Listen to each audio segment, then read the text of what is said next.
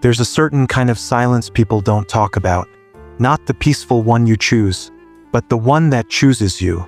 It's the silence that follows you into coffee shops, grocery aisles, crowded subways.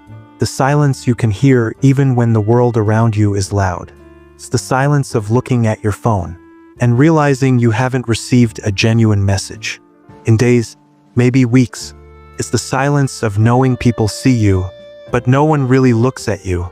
You exist in the background, like furniture in someone else's life. Millions of people live in this kind of quiet. And here's the uncomfortable truth most people don't understand. People without friends are not antisocial. They're not broken. They're not cold. They're wounded. And the psychology behind having no friends is nothing like what you think. Friendlessness rarely happens in a single moment. It's not like one day you woke up and decided, yeah, I'm done with connection. It's a slow erosion. It starts with small betrayals, being excluded from childhood games, a friend who leaked your secrets, a group that slowly drifted away, until you found yourself standing alone, with no idea what you did wrong. It starts with subtle humiliations that teach you one lesson over and over. Being open hurts. Being yourself isn't safe. Psychologists call this social learning. Your brain connects vulnerability with pain. It starts building emotional armor, and that armor becomes your personality. You learn to speak less, expect less, need less, show less. The world calls it independence, but you know it's survival. This part shocks most people. The brain of someone without friends doesn't just feel different. It becomes different. Neural pathways that help you read facial expressions or decode social cues begin to weaken. It's not weakness, it's neuroplasticity. Your mind adapts to whatever environment it's in, even if that environment is isolation. Think about that for a second. You didn't choose to struggle with connection. Your brain simply got used to being alone. Over time, you develop what psychologists call protective distancing. It's subtle. You start reading too much into delayed text. You interpret neutral expressions as disinterest. You assume people are being polite, not genuine. You walk into rooms already expecting rejection. And because you expect rejection, you behave in ways that avoid it by keeping your distance. This creates the cruelest self-fulfilling prophecy. The more you fear people leaving, the more you make sure they never get close enough to try. People without friends don't lack imagination. They drown in it. When the external world goes quiet, your internal world becomes loud. You replay conversations repeatedly, analyzing every gesture. You rehearse future conversations that may never happen. You fantasize about friendships you wish you had. Your inner world becomes a place where you can finally be yourself, but also a place where your thoughts spiral, without anyone to challenge them, without friends to offer alternative perspectives. Your beliefs harden, your fears deepen, your insecurities grow roots. You become both the storyteller and the only audience. Here's something surprising. Many people without friends have exceptional emotional intelligence. They've spent years watching people from the outside. They notice what others miss: micro-expressions, fake smiles, subtle shifts in tone. They can spot insincerity instantly. They see social hierarchies clearly. They recognize performative friendships. This awareness is a gift, but also a curse, because once you see the artificial parts of social life, you struggle to participate in them.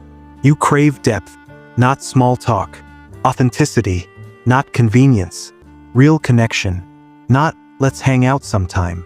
But most friendships begin with small talk, and you want to skip to chapter 10 without suffering through chapter 1. That desire for depth creates distance. Without friends acting as mirrors, your self-image distorts. You start thinking, I'm boring, I'm forgettable, I'm not worth knowing, I bring nothing to the table. So when someone does show interest, you don't trust it. You assume they must want something. They're just being kind. They'll leave once they see the real me. This skepticism, born from pain, quietly sabotages every new connection before it can begin. When you have no friends, time flows differently. Weekends feel heavy. Evenings stretch endlessly. Holidays become reminders of what you lack. Birthdays pass like any other day, quiet, unnoticed.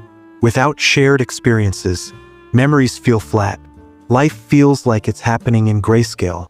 Even moments of joy feel incomplete, because joy becomes real only when it's shared. Here's the heartbreaking irony. You don't lose social skills because you're bad at them. You lose them because you haven't used them. Socializing becomes mechanical. You overthink your timing. You misread cues. You feel like an actor, trying to remember lines in a play you were never invited to. The thing you need most, human practice, is the thing you fear most. It becomes a tightening loop. Nervous, awkward, embarrassed, withdraw, more isolated. Society expects you to have a group chat, people to call, +1, weekend plans. Your people. When you don't have these things, you feel like you're failing at being human. So you hide. You decline invites because you don't want to show up alone. You lie about weekend plans. You pretend you're busy. And the act of pretending pushes you even further away from real connection. Social media shows you the highlight reels of people celebrating birthdays, trips, laughter. You're not jealous. You're grieving. Online friendships feel safer because they don't require vulnerability, but they also remind you of what you lack in real life. Technology becomes both escape and prison. Without friends, you become your own emotional processing system. Joy feels muted. Sadness feels heavier. Anger turns inward. Fear grows quietly. You start hoarding emotions, saving stories for someday. When you finally meet someone, you can share them with, but someday never feels close. Here's the twist. Your depth, your sensitivity, your introspection, your emotional intelligence. These are not flaws. These are the exact qualities that make you a powerful friend, a memorable person, a meaningful human being. You're not too much. You're not unlovable. You're not a burden. You're not invisible.